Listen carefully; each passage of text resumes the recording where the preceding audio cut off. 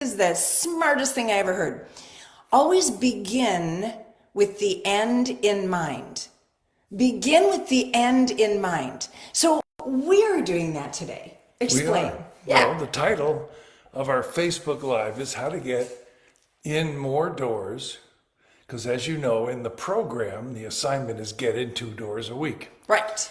And get more signatures. Because signatures mean Are the end in mind. they are. They get us to the closing table. So listen, this is our year, right? I mean, this is the year that all those Wickman skills are going to come to the forefront, that you've been practicing and working, and this separates you as a Wickman agent from everybody else out there. So if the end result we're looking for is for you to hit your goal, that means you have to go to closings to scoop up all the money. And if you're going to go to closings, well, if that's the end, what we thought we'd do today is re-engineer, do it in reverse, go from the end all the way to the beginning. What do I need to do today to make sure I get to that closing table? And you should know, if you've been to Business Breakthrough, how many signatures you need to get to the closings, to get to the income, to fund your lifestyle, to live the life you want to live, right? How many signatures do you need? Closings. How many closings do you need, which are made up of buyers and sellers, right? So sold listings and sales. So you add those two numbers together, and then you figure out, in order to get that many sold listings, how many listings do I have to take? So if you're Wickmanized, you know we count a transaction as a SIGGI. Listings plus sales plus sold listings. How many SIGGIs do you need? So pick that number. Write that number down. If I get a signature on an offer, does that count? Well, as soon No. as the offer is signed by when all the parties. seller signs it and the buyer signs it, Yep. yeah, that's when we count as a signature. Yep. A buyer agency agreement, that's a lovely thing to have. We don't count those as signatures, but today they're going to count because they're a signature. Meaning our job today is to talk about how you can get more people persuaded to put their John Hancock on the line. And the more of those you can do, the closer you're going to get to wherever you want to be, to your goal. So how many signatures do you need? Have you figured that out? And during your R squared coaching calls, I know your coach pays attention to that and says to you, okay, you've been averaging 1 point. It was really easy last week because it was the 10th week. Week 10, yeah. Yeah, you've been averaging 1.2 signatures per week. And to hit your goal, all you need is 0.8, which was good news. You're a little bit ahead. But what if your coach said, well, you've been averaging 0.4 signatures per week, and to hit your goal, you need 2.9 per week? What do people do when they get that far behind? They give up, right? So we don't want you to give up. We hope you're tracking how well you're doing in average signatures per week, so you can see measurable progress. It's so impossible to stay motivated without seeing some progress. Right on. Who told us that? The hardest day to go to the gym is the second day. Oh, yeah. Thanks, right? Floyd. When you see no progress but feel all the pain. The end of the second week. Yeah. Still hard. Right. Right. So what do we have to do to get signatures? You got to get up to bat, right? You got to get in position. But then the most important thing, and here's something I just learned. You have to ask. I was coaching a young man, and here's what he said to me, almost fell off my chair. He said, this week was the first time I ever asked a seller, gee, if we could agree on a price, would you be ready to get the ball rolling? Oh, baby, write Ask that down. for the signature. Write that sentence down. That's thank you, Floyd. If we could agree on a price, would you folks be ready to get the ball rolling? And it's the first time he asked? First time. What happened? They didn't sign. Okay. But here's the question. What's your ratio of when you ask to when they say yes and sign? Right. What's your signature dialogue? In other words, when you ask people to give us your okay on a listing or accepting the buyer's offer, what is your verbiage? What are the words that you use? Well, what are the words? But you just said, what's your ratio? So if I know that if mine is 3-to-1, then I'm going to have to get myself 3 times with my butt in the seat in order to get that one signature, right? So I've got to put myself in that situation, in that appointment, whether it's buyers or sellers. If it's 3-to-1 ratio, I got to go on 3 appointments to get 1 siggy. Is that what we're talking about? Yeah. Okay. In baseball, let's say you get up to bat 10 times and you hit 4 hits. That puts you in the Hall of Fame as a close ratio. So Yeah. we hope you're getting up to bat lots of times and tracking how often do I get to that point where I ask for the final signature and how often do I actually get it? And are you tracking your progress toward getting better at that? Right. Here's the tip that we've been taught. Figure out what your ask for a signature dialogue is, Right. and practice it, memorize it, learn it, rehearse it so it sounds natural. At the moment of asking for a signature, you are putting the most pressure you can ever put on yourself and on the other people that you're talking to. So, be ready for that pressure. Now, if you've followed everything in the track to get to this point, now's not the time to start ad-libbing and improvising. You should have your signature dialogue just as well learned and rehearsed as your polka. How about that? Yes. So, what's your dialogue? Because here is the truth. It's a 4-step process. You have a conversation, you have a sit down. You have another conversation, you get a signature. It's following those steps. Remember, get in the door, get more signatures. How do you get in the door? You have conversations. How do you get signatures? You have conversations. That's what we'd like to spend a little bit of time on, is conversations. So what is a conversation? A conversation isn't where you stand in front of a group of people at the Elks Club and say, don't forget, I'm in real estate. That's not a conversation. A qualifying conversation is where you ask a question, and it's one of 3 types. You can use your own words, but it's one of 3 kinds. A qualifying conversation is where you say, who do you know who? Remember Floyd teaching us that? Who do you know who? Not do you know anyone, because that's too easy to say yes or no to. But who do you know that might be thinking of, and then fill in the blank the way you want to. That's a type of qualifying question. Here's another one. How about you? So when you're calling old expireds, when you're calling for sale by owners, when you're calling old leads, hey, I was just following up with you. Have you bought a house yet? Have you decided to stay or to go? You know, so asking how about you? And then the 3rd type is, who's your realtor? This is probably the easiest one to have. This is, you know, you're standing in line at the grocery store and someone notices your baseball cap that has your company logo on it. And they say, oh, you're in real estate? And you say, I sure am. Mary Palin, On Track Realty. Who's your realtor? Oh, geez, we haven't, you know, we bought a house 22 years ago. Wow. I'd love to apply for the job. That must be why whenever I stand in line at the supermarket with my company hat on, I wear it backwards. So the people behind me can see the logo. Oh, there we go. Just kidding. So what do we know about having a conversation that leads to a signature? Here's what we know. First of all, prepare your questions. Don't ad-lib the questions. You don't have that good a memory. Trust me, you don't. I don't. She doesn't. Nobody does. You want to make sure you ask all of the questions you want to get answered. You mean on the phone or in that initial conversation? I'm saying at the sit down. Remember, we're going in reverse. Oh, I thought we were talking about prospecting now. No, So I'm a little confused. I'm sorry. it's not a problem. Okay. We're doing a reverse engineer. So you've asked for Okay. the final signature. We're at the How do you house. get there? Okay. Well, you get the sit down and you start asking questions. And the answers to their questions will fill in all the blanks to the point where you ask for the signature. Yep. Okay. Gotcha. Right? So what do we know about having a conversation? We know prepare your questions in advance.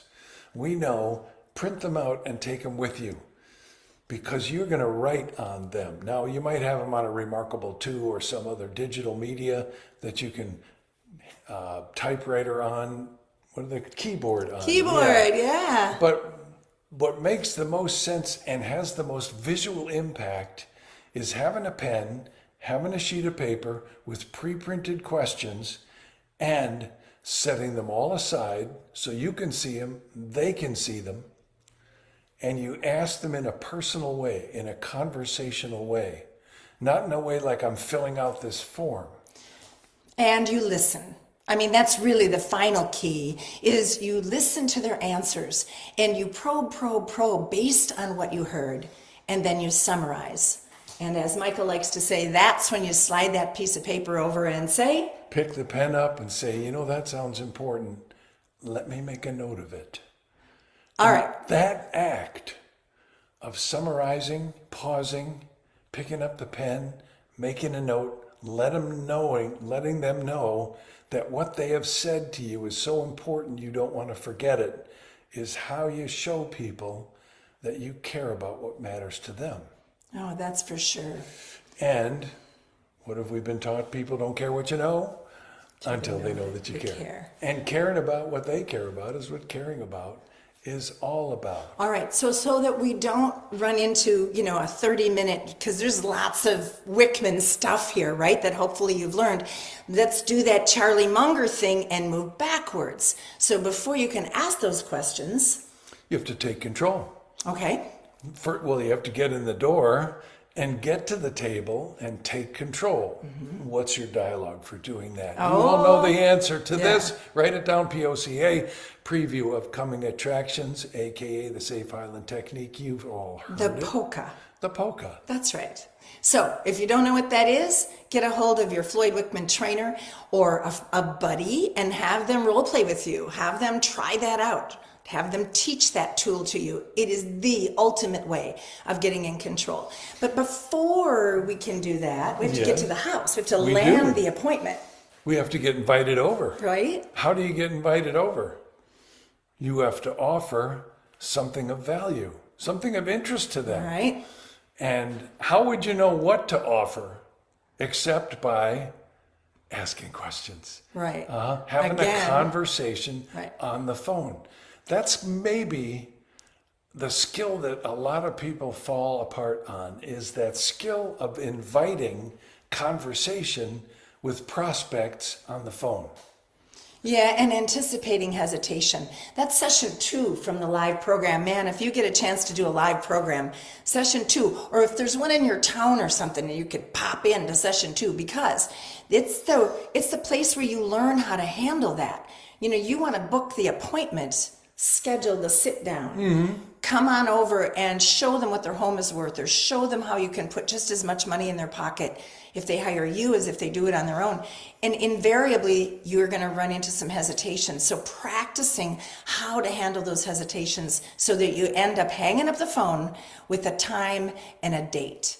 So let's pretend you're terrible on the phone. Okay.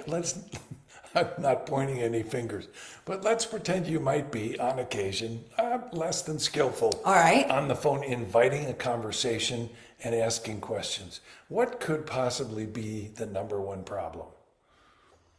How do we figure it out, and how do we correct it? Boy, do I have the answer. Okay. So do you. I do? You do. Would you tell me what it is? Sure. Remember George Gerber? Yes. Okay. George Gerber almost killed me because he was a student of mine and he was really having a hard time on the phone. Yeah. I remember. So I said, George, record your calls. Send me the recording. I'll listen to it. And trust me, within a few minutes, I'll spot the flaw and be able to help you out. Well, here's what I heard him say. Is this Mrs. Wojciechowski? Yes. This is George Gerber with, and he said his company name. I was just calling to see if you thought about selling your house either now or in the near future. Have you? And I'm thinking, George, you've got this. You sound really good for a cold call. And she said, yes, we have. And George paused and said,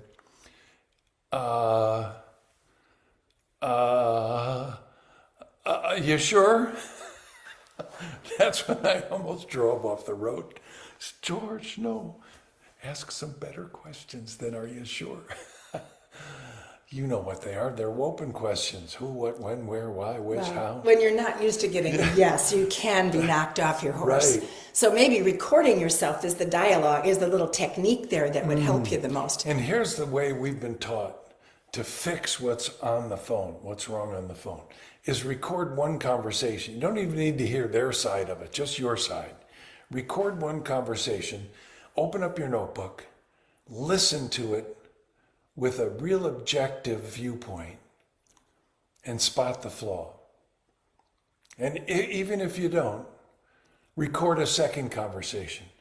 Then listen to it, the first one, and then the second one, taking notes. And then record a third conversation, and so on.